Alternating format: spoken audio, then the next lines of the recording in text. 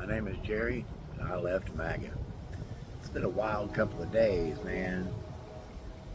I don't know if you can probably hear that train off in the background. I'm out here at Bellefontaine Cemetery. I need to get some sunshine and fresh air. I locked myself up in the apartment for a couple of days. Yesterday was kind of rough, kind of wild. Um, Monday was long. It was 20 hours long, start to finish. But yesterday, man, Trump lit up the internet with that dadgum post he made about wiping out an entire civilization. I remember, can remember back in the 70s, Hal Lindsey talking about nukes and Armageddon, and remember Pat Robertson talking about end times back then, talking about military incursions on Israel and why it was so important to back Israel. And that crazy little power play yesterday. Pakistan bartering on behalf of Iran, and from what I understand, Iran had already shut off communications with everyone. And around the same time that Donnie was mentioning this ceasefire deal, uh, I guess Iran was chucking munitions at Israel. That doesn't surprise me. Very little of what's going on really surprises me. I mean, I was Air Force back in Reagan's years, man. It was wild back then. We were always worried about Russian nukes falling out of the sky on our heads. There was beginnings of the old satanic panic that took root in the 80s. Things were crazy, man. Uh, so any of them full gospel veterans or soldiers that are out there, any of them non-denominational boys, any of them Pentecostal and evangelical and charismatic and whatever mix they might be, in whatever proportion, they might well believe that they're off to Armageddon. They might actually believe that they're bringing in the end times and the return of Christ. That's one of the things I've been trying to point out in the work that I've been doing. The fear mongering, that these old Republican preachers have been pushing since, well, in my experience, since the 70s. I know it goes way further back than that, but I was having some conversation with some of the other leaders over at Leaving MAGA early this morning, and it sounds like we got some really good stuff on the horizon.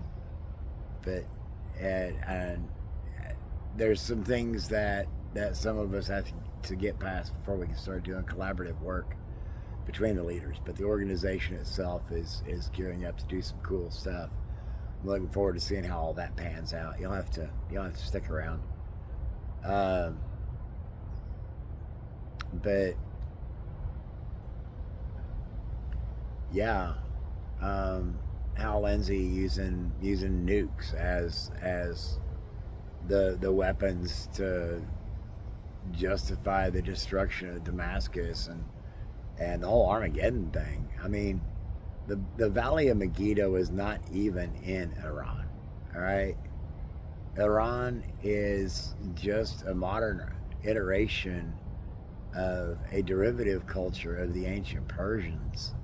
They are not the Persians. I mean, they are, but they're not the Old Testament Persians. but they have a long, rich culture, a long, rich history, and it's something that's different than what the Christian nationalists embrace. Um, they're worried about they're fear mongering over Sharia law while at the same time pushing a theologically based idea of some sort of legal system. But no, that's not Sharia law. That's biblical. Sharia is based on the Quran. At its root, it's the same damn thing. Uh, it was wild. I figured I figured Trump would taco, but I just I wouldn't have bet on it. There's no way I would have bet on it. And I still won't bet on it. I I'm more concerned about Trump than I ever was about Gorbachev. It's it's just wild. And then let's see, we've got what Marco Rubio campaigning or speaking with, supporting Orban, who's backed by uh, Russia. There's that whole Venezuela thing going on. And Jared Kushner, the peace negotiator at Iran, has, God, so many ties. So many ties back to Israel and Saudi Arabia. And then we've got Tucker Carlson, who's obviously flipped on Trump. He's throwing weight behind Vance, or throwing whatever weight he's got left behind Vance. But that makes sense because Tucker's son got a key position in the Vance office after the inauguration, or around that time. Uh, and then there's all this Epstein stuff going on. The big, massive tranches of information instead of a steady flow, a steady stream. Oops, I just kicked my tripod. A steady stream of information really does fit in with that Steve Bannon flood the zone thing, because they the powers that be know that they can't they can get away with doing all of this stuff at the same time, because they are doing all of this stuff at the same time. It's just everything's a distraction from everything else. This is the most chaotic psyop I have ever. I couldn't. I don't know that I could have cooked this one up myself. And I can cook up some doozy ideas, but that was part of the Cold War thing. Um, but I'm in no way any sort of super spy or anything like that. It's just when I was in the military, it was the Cold War. We were trained to keep an eye on the global geopolitical environment through an American lens, of course, to try to make our own assessments and make our own analyses as to how to prepare for the near future. What contingencies to keep on hand in case things go sideways. Um, it's just the United States. Well, Nelson Rockefeller, Gerald Ford's VP. I don't know. It's a small helicopter. I don't know if you can hear it or not. But I pointed out before that Nelson Rockefeller was Gerald Ford's VP. Nixon had gotten elected for his second term. Uh, Spiro Agnew got run out of the VP position over a campaign contribution. That's how Gerald Ford became Nixon's VP.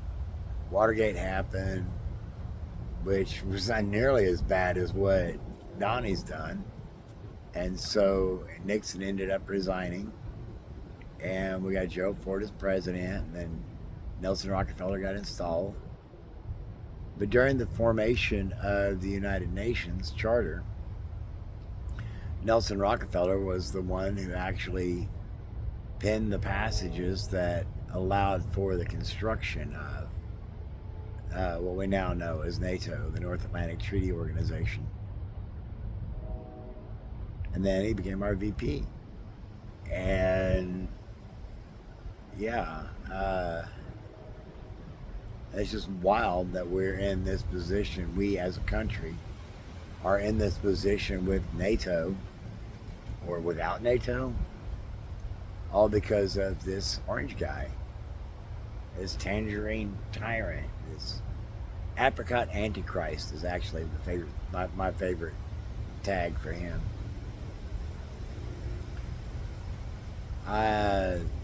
Part of the conversation that I was having with some of the other MAGA, leading MAGA leaders, one of them admitted that they voted Obama, Trump,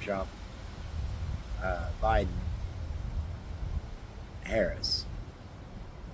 And I confessed to them that I made my first presidential vote for Reagan and voted Republican all the way up through 2020. And 2024, I voted Democrat. And it's just, I don't know. It's kind of frustrating. I've been officially out of MAGA over 2.5 years. I've been disconnected from MAGA for about 3 years or so. I fought with them for a while. I was able to pull a few people out, but at this point, anybody who's still hanging on, and I can name a few. I'm not going to, but it wouldn't be too hard to point out where they are, where to find them. But there are some that I'm aware of that are all in. In fact, they probably were crying. They were probably crying in their beer last night because, things didn't kick off the way they did. Trump ended up tacoing out. So let's see, what is today? Something like April 7th, I think. I don't know. Like I said, I've been disconnected for a couple of days on purpose. I needed to take a break. Just plugged in some music for a while and puttered around the apartment and just did domestic things because I needed to disconnect. And that's part of the reason why I'm out here today. I got videos that I feel compelled to make. But one of the things that I really need to work on myself work on myself for myself. I'm sorry, that grammar was bad, but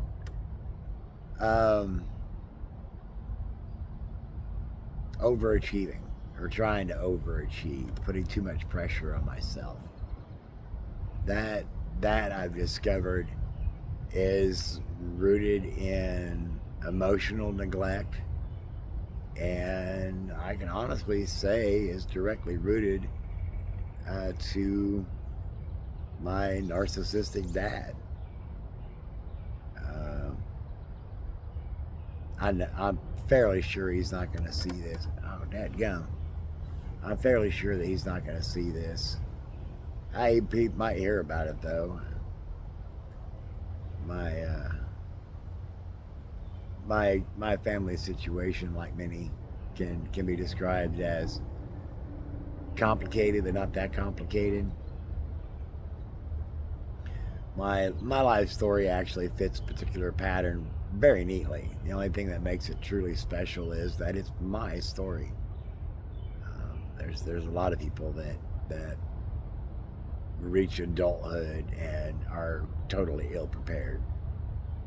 But that's a story that I can unwind later. And yeah, I've been in therapy for a decade, and I've been working on actively working on my deconstruction for the last 4 years, and I'll probably need to be doing it for the rest of my life. There's still some things in there that are pretty deeply rooted.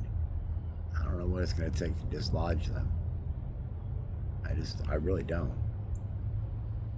Uh, but I do know, I know me well enough to know that since I have figured out that there is a problem and what the issue is, that I can learn how to fix that problem.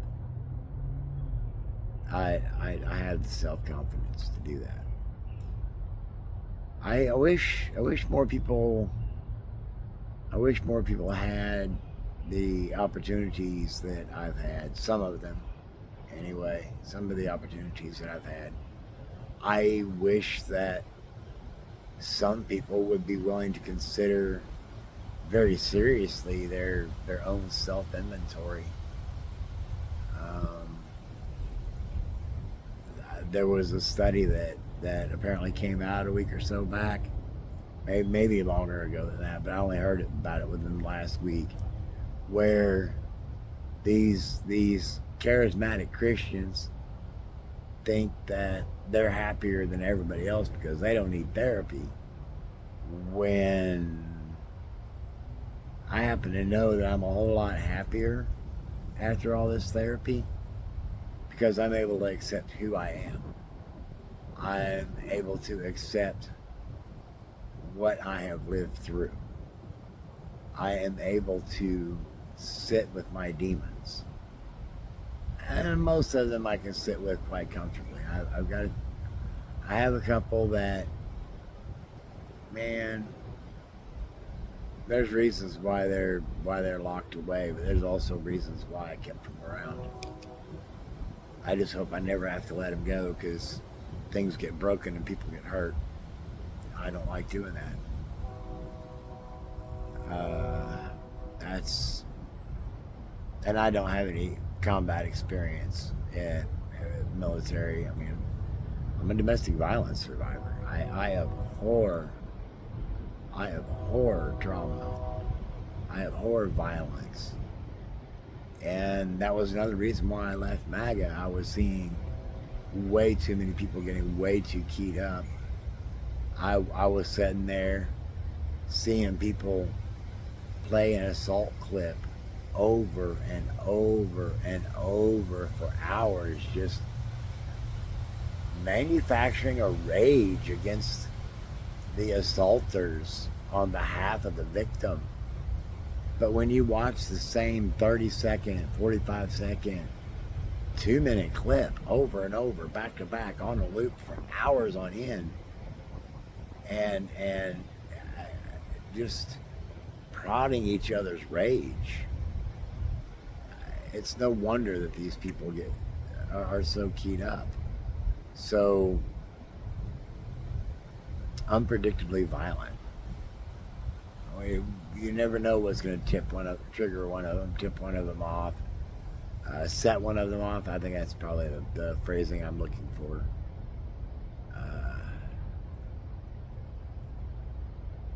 Yeah, Michael Fanone.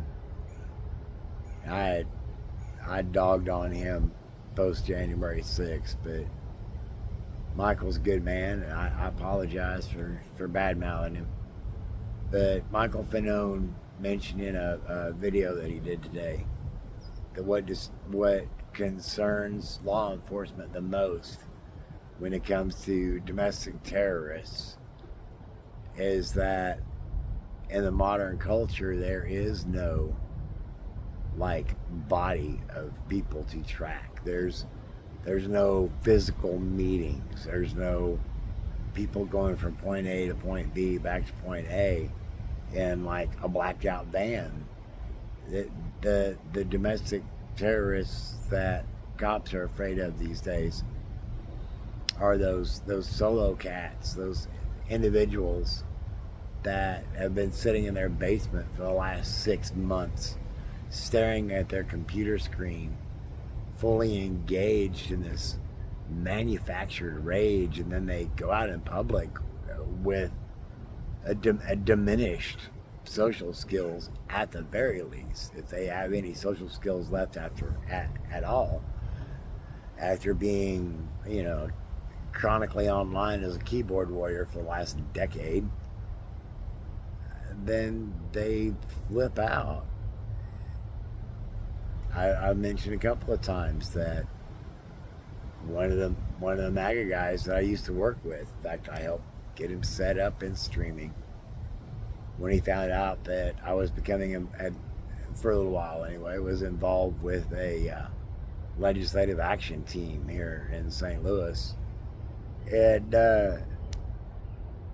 I was telling this guy, these people are pretty progressive thinkers, and he tried to actually convince me to try to get an initiative on the ballot to legalize public dueling again. And I'm just like, that's not going to fly well. So there's a lot of reasons why I left MAGA.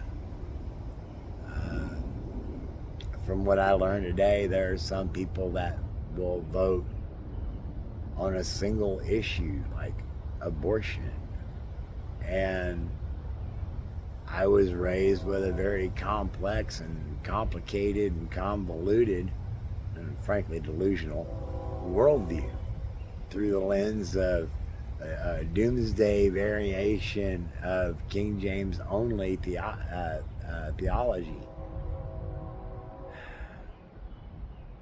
I know I keep going back to that, but that's just part of the big part of the story.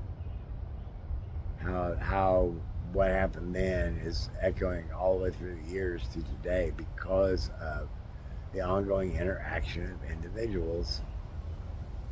And I may eventually go in and dig it up, see if I can find the connections on both sides of that, but I don't know. I'm thinking, as far as my video content goes, I'm thinking that I'm going to go ahead and finish up those Project 2025 training videos. And then I think I'm really going to start focusing on getting through the Operation Condor stuff and bringing in other information to flesh out earlier parts of my book, and just go ahead and start working on that. That's kind of what I'm thinking. I haven't completely made up my mind. Do me a favor and let me know what you think. Building those profiles is necessary, but it's tedious. But I've got a bunch of them that are done, and I think I can build those profile videos as needed moving forward. But I don't know. There's a lot of politicians to do. Just like the video I did about exposing sources of transphobic and homophobic teachings. That was preachers and politicians. I can do the same on any other topic. Pretty much do the same on just about any other topic. I need to be more accurate with my words first time around. Anyway, it's a beautiful day out here. I think I'm going to hang out outside for a bit longer, and then I believe I'm going to go back to the apartment and be domestic for a while and just chill out. I may or may not. This late in the day, I'm probably not going to make another video. I'll see if I can get sat down in the studio tomorrow and do some recording. But yeah, I've got a bunch of things I need to do. I'm wanting to get back to that HCJB stuff, so yeah. Operation Condor, here we come. And we'll see how it all fits together. Alright, so I guess we can call that a channel update, life update, proof of life video, check in. I am okay. It's been a rough couple of days, but I've got some good people that I can interact with personally, as well as online and back channels to where I can work through some stuff. I've got some friends that I could definitely reach out to. I've got a friend that's only a text away, and I got another friend that's only a text away, and she's willing to let me give her a call if she's available. I'm here for her as well. She's an Air Force sister. She knows who she is. Um, but yeah, I'm deeply appreciative of those who I've decided to keep in my social circle. My friend circle is incredibly small by design because, in my experience, most of humanity seems pretty damn shady. Yeah. So I'm looking at ways of doing the history stuff, and also looking at ways of further advancing information on nonviolent resistance and mental health stuff. I'm gonna have to sprinkle a lot of that in, just because it needs to be shared. I mean, but don't get me wrong, it's not going to be in any way any kind of advice. It's just tips on things that have worked for me and they might work for you. I don't know. And if I have something that I want to share that has worked for me, and I know that there's a different tactic that one of my friends has used, and it worked for them better than my tactic, or because no two people function exactly the same. So I'll share what I can, because mental health matters and history matters. When it comes to academics, history, anthropology, and psychology are my trinity. Anyway, I'm just harebrained rattling now. But yeah, channel update, life update, proof of life video, whatever you want to call it. If you've hung out to the end, it tells me at least you're curious about me, and I appreciate that. Um, if you haven't yet, go ahead and give me a subscribe so you can follow what I've got coming up. Go check my channel. I got a lot of videos. I got a whole playlist. Why I left MAGA, and there's like 66 videos or something in that playlist right now, and I have 7 of the 24 Project 2025 training videos broken down. So I've still got a lot to go there. The Why I Left MAGA thing, that's going to be a continuing project, but I'll probably start a whole separate playlist for Operation Condor stuff.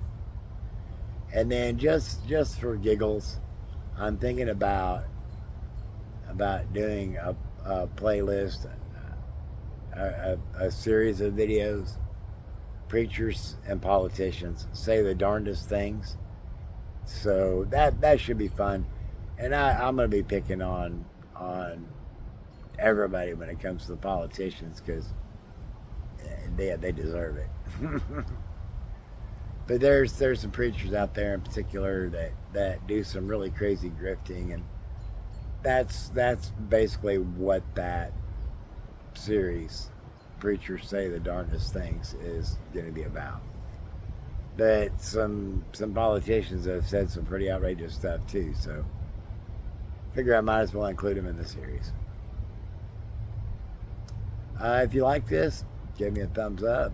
If you think somebody might be interested in picking my brain some more or checking out some of my work, please go ahead and share this video with them. And until the next video, please take care of yourself so you can help take care of others. Get the rest you need. Keep track of those fluids. And for God's sakes, please remember, mental health matters. Bye.